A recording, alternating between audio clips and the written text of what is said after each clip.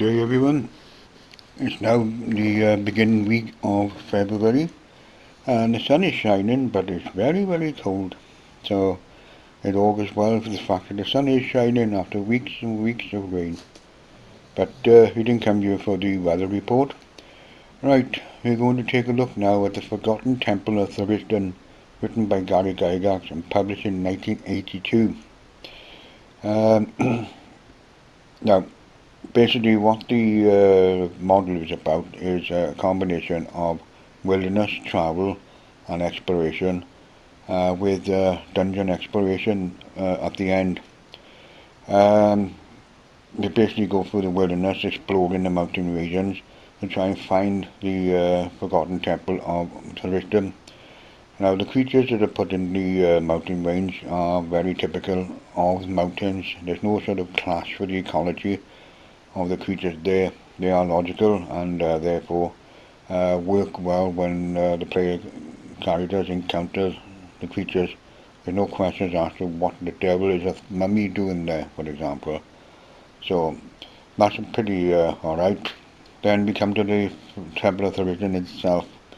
Now the temple is described as being black with dark purple furnishings such as columns and daises and doors and so on and so forth, with one particular area having a black floor on a wall, which if you look at it from the corner of your eye have things moving about in there, and by using a gem that you see in you can see that it's a possession or progression of some sort.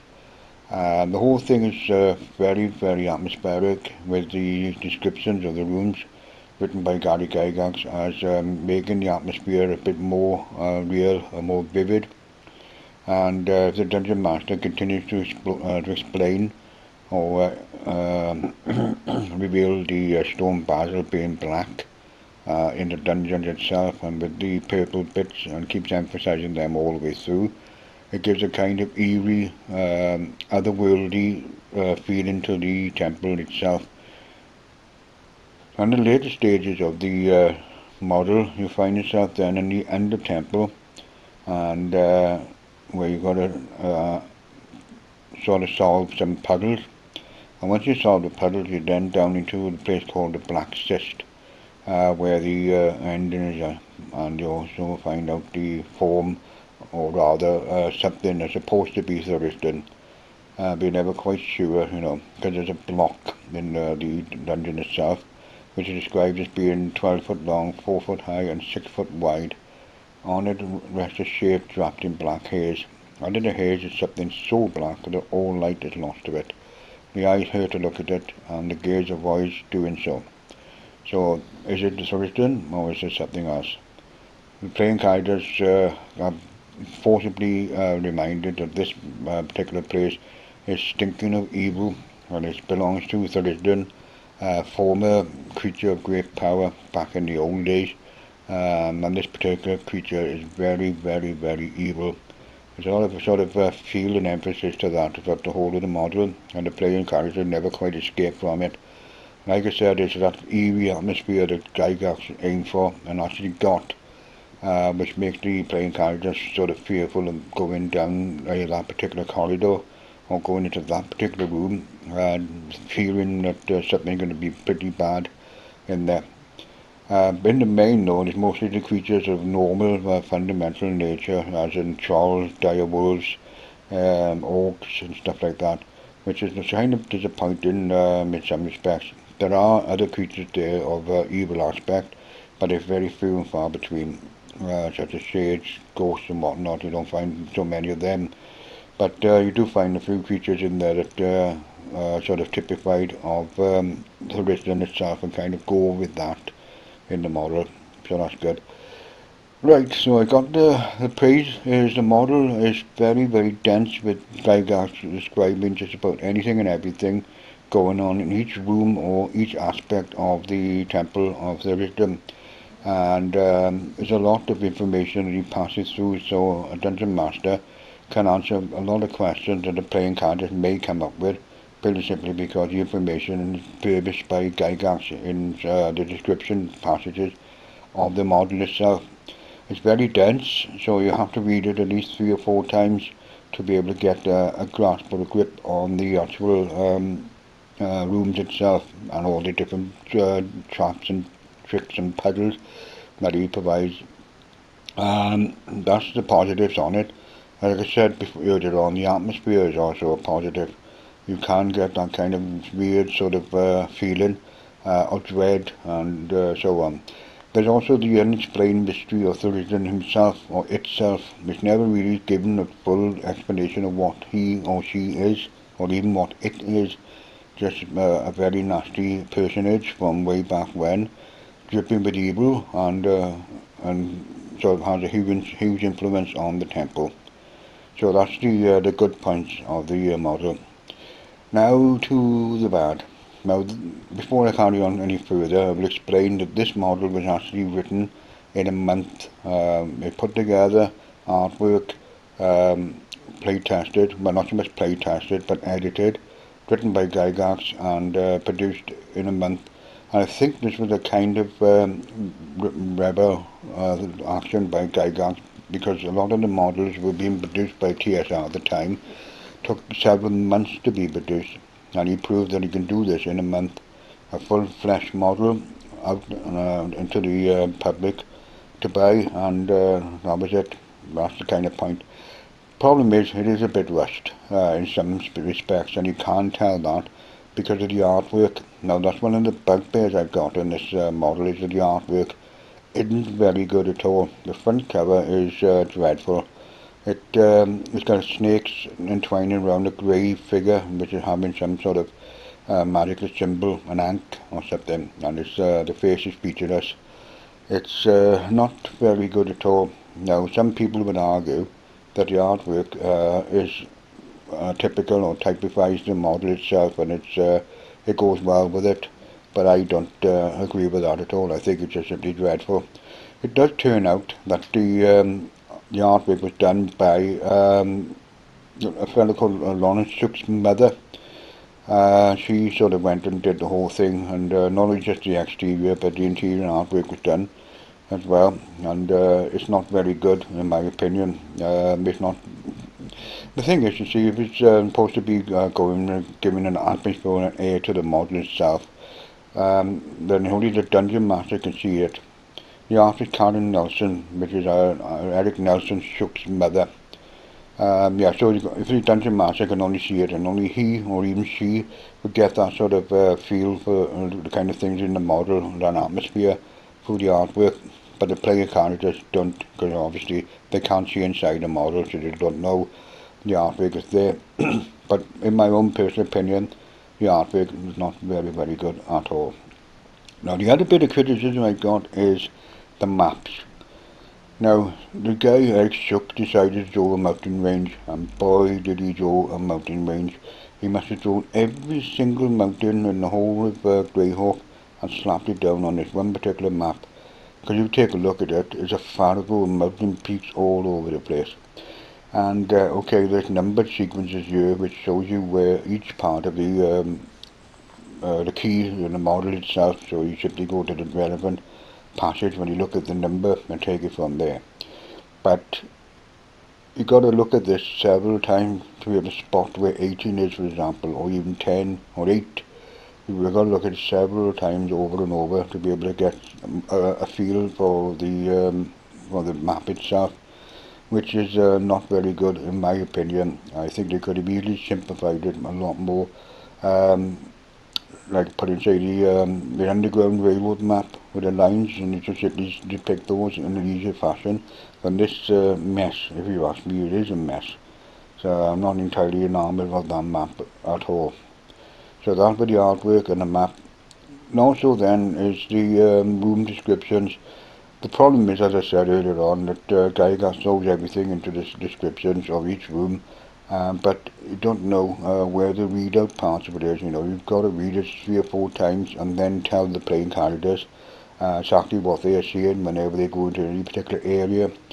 It's all matched together in the thing. Now you see with the reading the model, there's a delay then in actually describing the rooms to the playing characters.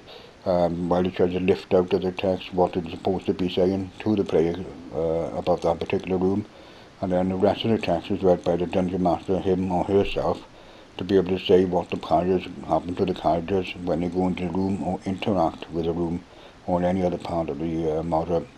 So that's a by and by. I mean, there are other models out there, Pharaoh, for example, where there's a box text which you read out to the playing characters, and below that then is for the dungeon master, what's going on in the room and what happens when the playing characters actually enter that room. Here, you've got to sort of dig into it and work into it to try and get as much as you can out of the place itself to tell the playing characters what's going on there, and then keep the rest of yourself, try and work out that. As I said, it's very dense text, and that's one of the drawbacks with Gygax is he's like to put everything in there. I mean, it takes him 4 sentences where you only have to do it in one. But that's Gygax for you. Always a very verbose person indeed. Right, so that the other criticism. Now the last criticism I got is the actual beginning of the temple itself. Now you've been going through the mountainsides, you've encountered the hazards in the mountainsides and you've overcome them, and you managed to find the temple itself. Lovely, brilliant. Now it does say if you sneak up to the temple, you should be okay, but it kind of makes it hard when you put traps around the area which could be triggered off by the playing character, and they alert then the guards of the temple itself who attack. And this is where it gets ridiculous. Not only do you take on the guards and start fighting them, they come at you each round. So the first round you may get 6 gnolls, the next round you get 6 Norkers, the round after that 6 Norkers, the round after that 4 Norkers, and so on and so forth. And then you have the melee rounds coming up, where you have the end of 4, 5 or 6 melee rounds, 3 trolls, 2 trolls, 1 giant troll. Arriving at the end of 8 to 9, 10 melee rounds, 2 walkers, 8 walkers, and then it goes on so forth and so forth. Then you end up towards the end, 2 hill giants and 1 mountain giant. It kind of escalated as you go along, so you have 9 walkers, 9 walkers, 3 walkers, 4 ogres appearing in successive rounds, and it's like, well, it's just ridiculous as far as I'm concerned. Because by the time you manage to get yourself through all that, you're out of spells, your hit points are down, you need to rest up and so on. But if you left the playing characters leave the place, then reinforcements come later on. So you fight all over again just to get past this little bunch of people. And of course, by the end, if you manage to get rid of them all, some of them will flee into the temple itself for protection. So you've got to fight them. So you can imagine that after all that, your hit points are really low, your magical items have all been used up, your spells are blasted away, and then you've got to take on the dungeon itself. So that's for me is a bit daft, a bit stupid to be honest with you. So I would suggest obedient, getting rid of all those encounters and melees altogether. Because, well, just dice rolling left, right and centre for quite some considerable amount of time. So if you just got rid of that lot of the creatures coming through the melee rounds, and just got them into the temple itself with a few more creatures in there, then you might get away with it a little bit better. So that's pretty much it for that, and yeah, it's an okay model overall. It's nice the idea of Tharizdun and the kind of mysterious person he or even she is, or even what it is. And that kind of mysterious otherworldliness was emphasised a lot in the module, and playing your dungeon master could play that to the hilt and give the playing characters a suitably creepy time whilst going through it. Um, as long as you can get the dense text and the melee in the beginning of the temple, and the dungeon master can overcome the artwork that's in there and also the maps, you can come up with a very decent model indeed. I mean, I enjoyed playing it, but like I said, when I did go through all the roster of the encounter creatures, I got a little bit tired at the end of the dice rolls that came through. So the next time I played it, I just got rid of them all. I just got the playing cards to go into the temple and take on the troubles and tricks and the riddles in there. There was enough for them to get on with. Now, lastly, is the last final bit of criticism from my point of view is the gift of treasure that is in there. It hardly seems worth it for the playing character to go through all that and just have gems, 333 gems in the system, and only 2 or 8 of them will be really worthwhile, and the rest of them are just cheap crap. So you get a cube of force, which is nice, and that's sort of the main treasure, if you like, and in the game, and also a tree with fruit on it, and the fruit are different colours, which pertain to the particular class of character, like a fighter, cleric, thief, and so on. And if they pick the right colour from the tree, then they will get benefits like their stats going up by 1 and so on. But they only have one chance of doing it. Any other chance of doing it will give them damage or take away their strength or take away their intelligence or whatnot. So it's a bit of a dick move as far as I'm concerned with Gary Gygax. He just sort of said, oh well, it's nice. We get his stats up by 1, but hang on a minute. That's being a bit too generous. Maybe I think I'll make it really hard for them to get their stats going up by 1 by picking the colours here. So, it's not worth it. So I guess the way I played it, I sort of put that tree, chucked it out and thought, no, all we could do is put a clue in there to another dungeon somewhere else in Greyhawk so that they can follow the clue to that particular place and try and find out a lot more about the Tharizdun itself. It kind of worked that way. Well, thank you very much for listening to quite a long one this time round, but hope you enjoyed it and take care until the next time. Rock on.